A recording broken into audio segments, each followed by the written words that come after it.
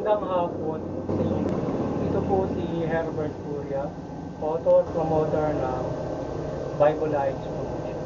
Kakibat ang ating pananalig sa ating banal na Panginoon Diyos, banal na Panginoon sa Kristo at gabay ng kaliwan ng kalimutan. Maria ay ating po ibinabahagi sa iyo sa lubos ang mensahe ng ating banal na Panginoon Diyos. Ang tema ng mensahe ng ating banal na Panginoon Diyos ay Linggo ng Pagkabuhay ng Panginoon Yesu Kristo. Ito yung ating sinisilibra ngayon na Easter. Ngayon ay babasahin ko po sa inyo ang mga mensaheng ito mula po sa Bagong Tipan ng Mabuting Balita ng paghahari ng ating banal na Panginoon Diyos sa pamamagitan ng banal na Panginoon Yesu. Ito kay Apostol San Mateo, Kabanata 20, talatang 1 hanggang 7. Ito po ang mensahe. Makaraan ang araw ng pamamahinga, pagbubukang liwayway ng unang araw ng pumunta sa libingan ni Jesus, si Maria Magdalena at ang isa pang Maria. Biglang lumindol ng malakas. Bumaba mula sa langit ang isang anghel ng Panginoon. Ginulong ang bato na natulog sa libingan at naupo sa ibabaw niyon. Kanyang mukha ay nakatiskilaw na parang bigla. At ang kanyang damit ay kasimputi ng busila. Nanginig sa takot ang mga at nabulagtang animoy patay nang makita ang anghel. Ngunit sinabi ko sa mga dalaga, mga babae, huwag kayong matakot, alam kong hinahanap ninyo si Jesus na tinako sa krus. Wala na siya rito, muling nabuhay. Tulad ng kanyang sinabi, halika kayo, tingnan ninyo ang pinaglagyan sa kanya. Lumakad na kayo at ibalita sa kanyang mga alagad na siya'y muling nabuhay at mauuna sa Galilea. Pagpatuloy po natin sa kay Apostol San Mateo, Kabanata 20, talatang 16 hanggang 20. Ito po ang mensahe. Ang 11 alagad ay nagpunta sa Galilea sa bundok na itinila ni Jesus. Nang makita nila si Jesus, kanilang sinambay siya. Bagamat may ilang nag-aalinlangan, lumapit si Jesus at sinabi sa kanila, ibinigay na sa akin ang lahat ng kapangyarihan sa langit at lupa. Kaya umayo kayo at gawin ninyong alagad ko ang lahat ng mga bansa. Bautismuhan niyo sila sa ngalan ng Ama, Anak at ng Espiritu Santo at tungo sumunod sa lahat ng pinag-uutos ko sa inyo. Tandaan niyo ako laging kasama ninyo ang tapusan ng sanlibutan. Pagpatuloy po natin kay Apostol San Marcos, Kabanata 16, talata 15 hanggang 16. Ito po ang mensahe. At sinabi niya sa kanila, umayo kayo sa buong sanlibutan at ipangaral ang mabuting balita. Ang sumampalataya at mamautismuhan ay maliligtas, ngunit ang hindi sumampalataya ay parurusahan. Pagpatuloy po natin kay Apostol San Lucas, Kabanata 24, talatang 4 na 6. Ito po ang mensahe. Sinabi niya sa kanila, ganito ang natusulat, kinakailangan magbata ang Mesiyas at muling mabuhay sa ikatlong araw. Sa kanyang pangalan siya at kapatawaran ng mga kasalanan at dapat ipangalan sa lahat ng bansa pagmula sa Jerusalem. Pagpatuloy po natin sa mga gawa kabanata 1, talatang 6 hanggang 7. Ito po ang mensahe.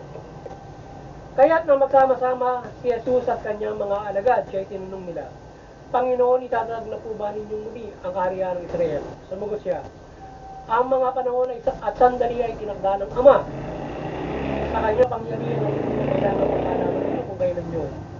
Ngunit bibigyan ko kayo ng pangyarihan, pagbaba sa inyo ng Espiritu Santo at kayong magiging mga saksi sa Jerusalem, sa buong Judea at Samaria, at hanggang sa dulo ng daigdig.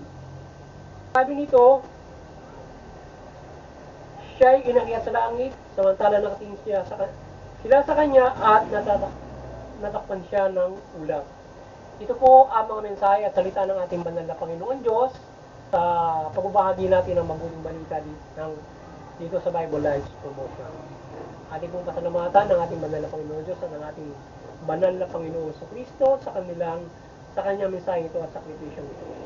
Maraming salamat ating banal na Panginoon Diyos sa inyong mensaheng ito, sa inyong mensaheng ito sa mabuting balita at ang inyong sakripisyo para sa sangkatauhan. Ngayon ay paliliwanag ko sa inyo ang mensaheng ito mula sa tema na linggo ng pagkabuhay ng Panginoon Hesus Kristo yung ating sineselebrate ng Easter Sunday. So bago ang lahat, happy Easter Sunday at ang Panginoon ay sumaasa at ang Panginoon Diyos. Ngayon, nais pong ipapatid sa ating ng banal na Panginoon Diyos mula Panginoon Hesus Kristo na tayo ay na kanyang muling bigay ang Panginoong Hesus Kristo. So, tinupad niya yung ibinigay niya yung pinahayag nating Panginoon Hesus Kristo na siya ay muling mabubuhay ng katunayan. So, pinapangyari ng ating Diyos, binuhay niya ang Panginoon Hesus Kristo sa loob ng 3 araw. At tinalo dito ng Panginoon Hesus Kristo ang kamatayan upang ipakita sa lahat na ating banal na Panginoon Hesus Kristo at ng banal na tayo ay muling bubuhayin at ang spiritual na bubuhay nito pagdating ng takdang panahon na tayo magkakaroon ng buhay na walang hanggan. Tayo muling mabubuhay at magkakaroon ng buhay na walang hanggan sa mga maliligtas. At ngayon yung sa mga liligtas ay mapaparusahan. Kung ay sinasabi ng ating banal na Panginoon Hesus Kristo dito na kinakailangan natin mas sumampalataya sa ating banal na Panginoon Diyos mula sa Kanya sa Panginoon Hesus Kristo. At ang sumampalataya ay maliligtas at ay mapaparusahan. So, sumampalataya tayo na sa ating banal na Panginoon Hesus Kristo na siya ay nagkakaroon dito na sa Kanya ang paglisisi at kapatawaran ng Panginoon Diyos at siya ay muling binuhay at ang Kanyang salita ang siyabay natin para maisabuhay natin ang pagkakataon na tayo ay makapagbagong buhay, makapamuhay ng naayon sa kalooban ng ating hindi nga tayo ay mabuhay na tayo ay sinabi ng pinangaral na Panginoon Hesus Kristo, pinabay tayo ng banal na Panginoon Diyos na tayo ay mamumuhay ng tayo ay magbago ng ating mga pag-uugali o magbagong buhay nga. So baguhin natin yung ating pag-uugali, tayo maging matatag, may pagmamalasakit sa kapwa-tao, siyempre may pananampalataya sa Panginoon Diyos, at sa pamamagitan nito tayo ay makalalakad sa banal na buhay na ayon sa mabuting balita o kalooban ng banal na Panginoon. Sapagkat kung hindi tayo mamumon o mababago ang ating mga pag-uugali, puso't isipan na binabago ng ating banal na Panginoon Diyos dito sa mabuting balita, kung hindi mababago ang ating puso't isipan na ating mga pag-uugali, pagting kaluluwa, tayo ay hindi makalalakad at makasusunod sa kalooban ng ating banal na Panginoon. Kaya mula dyan, sa pagbabago ng ating mga pag-uugali, tayo ay mapagbata, mapagtiis, tayo ay mapagmanasakit, mapagmatang, etc. Naaral ng mabuting balita. Sa ngayon, tayo ay makakaiwas sa gawain masama, kagaya ng mga kautusan, na huwag kang papatay, huwag kang mga marunya. Maiwasan natin ang mga bagay ng masamang gawang yan, at lahat ang uri ng masasamang gawa, man nagawa o makapitan ng naman nagawa, kung tayo ay mababago ang ating mga pag-uwali na tayo hindi naman makapitan ng naman, tayo ay magiging matatag sa buong buhay. Sa gayon, banal na Panginoon Diyos at Panginoon sa Sa gayon tayo mapubuhay. Yan ang nais ipabatid sa ating mga na Panginoon. At ating yakapin ang pagpapalang ito, tayo bibigyan ng buhay na walang hanggan o muling mabubuhay. Sapagkat tayo ang naligtas, ipagkakaloob sa atin ito at ang buhay na walang hanggan. Kapinin ng Panginoon Diyos. Ngayon kung tayo ay hindi maliligtas at mapaparusahan, yung bubuhayin din yung mga tao na dadalhin din naman sa impyerno. So dalawa yung pumapupuntahan ng pagbuhay sa lahat. Isa sa impyerno at isa sa piling ng Diyos. Kung sa bagong langit, bagong lupa o bagong Jerusalem. Yan ang nais ng ating banal na Panginoon Diyos. Yan. At itong lahat ng ito ay pinatunayan nga sa atin ng mga alagad, ng mga apostol, at sila ay nais ng banal na Panginoon Diyos. Panaganap natin sa muling pinangit ng ating ang lahat pinaganap sa buong mundo ang buong balita at pasunurin sa kanyang pinag-itos o ipailalim tayong lahat sa banal na Panginoon sa Kristo sa pananampalataya natin sa Panginoon. Sa gayon tayo magkakaroon ng kaligtasan sa kanyang pagsisisi at kapatawaran sa kanyang pangalan o sa buong mundo. Tayo maliligtas sa mga banal na Panginoong Hesus Kristo na isang ating banal na Panginoon. Kaya siya nagpakasakit ng ganyan sapagkat siya lamang ang makapagligtas ang kanyang sa ating mga kasalanan. So ngayon kapag tayo ay mananampalataya sa Panginoon Diyos at tayo ay hihingi ng kapatawaran kung magitan ng pangalan. Bawa, nanalangin tayo sa Panginoon Diyos tayo ay mananalangin sa pamamagitan ng Panginoon si Kristo at tayo ay hihiling sa pamamagitan ng Panginoon sa Kristo. Hihingi ng kapatawaran sa pamamagitan ng banal na Panginoon. Yan. Kaya tayo umasa na tayo ay muling magkakaroon ng panibagong buhay pagdating ng takdang panahon, na tayo ay bubuhayin at bubuhay kapiling ng banal. Mula sa pinakita ng banal na Kristo. At pinakita niya na pagkakapako, pinakikita rito ang dapat na talatagan na sa buhay natin para tayo ay mawala pa rin para tayo sa Panginoon. Hanggang kahit dumating man natin yung ganong klase ng mga paghihirap, hindi tayo mawawalan ng pag-asa at pananampalataya at pagtaas sa mabuti. Gayunman ay hindi tayo bibigyan ng ganong bigat na pasanin ng mananatang. Kami nga pa yun na pasanin. Ang ika nga ay yung isang sakong bigat, eh hindi mo mapapasa ng mabigat. Makabigyan ka ng kariton, o mas mapapasanin ng bibigay sa'yo. In terms of kilos, halimbawa, kagaya ng isang sako ang bibigay mo, baka magaan na pasanin ang bibigay sa'yo in terms of kilo, halimbawa, di ba?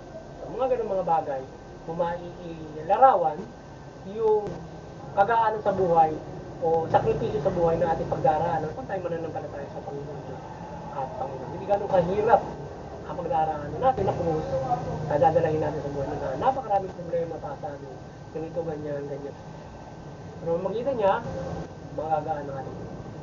Yun at sana nagabayan na naman kayo ng Bible Life Promotion sa inyong spiritual buhay at kayo magkaroon natin matanda sa inyong spiritual.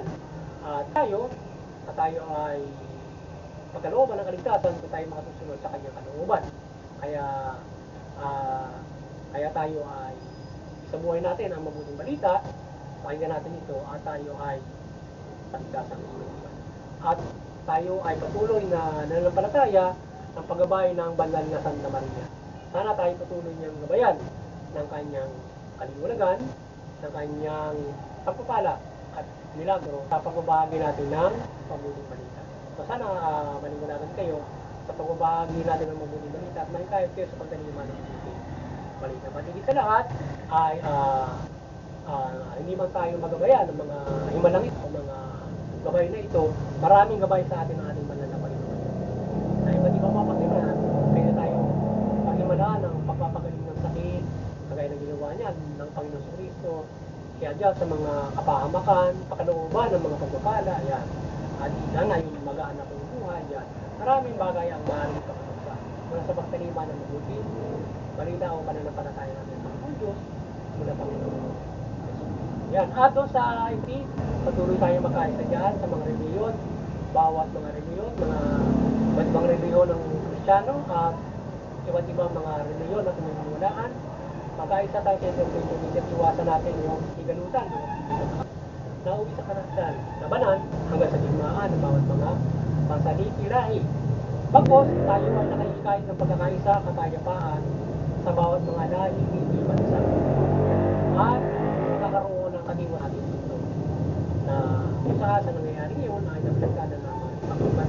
Kahit dapat mangyayari ito, ay dapat natin pairalin kung ano yung kapayapaan na nais ng ating banal na Panginoon. Sapagkat nangyayari ito dahil nga sa hindi natin sa kapayapaan at maging sa reliyon ay naglalaman-laman. Yan. So ngayon at may mga hindi nga lahat ay nananampalataya at may mga gumagawa ng mga kasama. Kaya nangyayari ang mga bagay na yan. Kaya tingnan natin mula sa pag-aisa ng reliyon ang kapayapaan. So, doon naman sa CBC Vatican Church, patuloy ninyong magkaikain sa matapang ng pananampalataya sa ating Panginoon sa Panginoon si Kristo, Panginoon Maria. Yan. Magabay kayo ng banal na Santa Maria. At sa ating muting kainan, sa pagbabahagi ng mabuting balita ay maasa tayo ng paggabay ng banal na Santa Maria at tayo ay makatulong ng mga katawan sa mga pantay sa ating Panginoon Diyos mula Panginoon Yesu Cristo sa ating pagbabahagi dito sa internet at iba-iba natin mga hakbang. Yan. At doon sa mga kapamalaan, maliwanagan kayo na banal sa mahala kayo mabuti, patas ng justisya at tuloy yung maraming. At syempre, mamahala kayo ng mga Diyos at sa gabay ng banal na Panginoon Kristo sa mabuting balita. Okay, mamahala sa gabay ng mabuting balita. Yan at yung aming lokal na pamahalaan. Patuloy baliwanagan kayo ng ating banal na Santa Maria at inyong patuloy pagpapulurin yung aming Infanta Quezon sa pananampalataya sa Panginoon Diyos mula Panginoon sa mabuting balita. At doon sa lokal naming pamahalaan at mga pwersa ng pamahalaan, baliwanagan kayo ng ating banal na Santa Maria, mamahala kayo ng matuwid, magpahirin kayo ng patas at karapatang tao. Sagunin nyo yung karapatang tao at mamahala kayo ng patas na peace and order at hindi kayo mahikayat sa mapang-abuso hakbangin kung matukso sa mapang-abuso hakbangin. Bagkos naliliwanagan kayo at nakagagabay kayo sa isang malinis, mahuhusay at mga Diyos na authority na ipinagkaloob. Magandang hapon sa inyo lahat.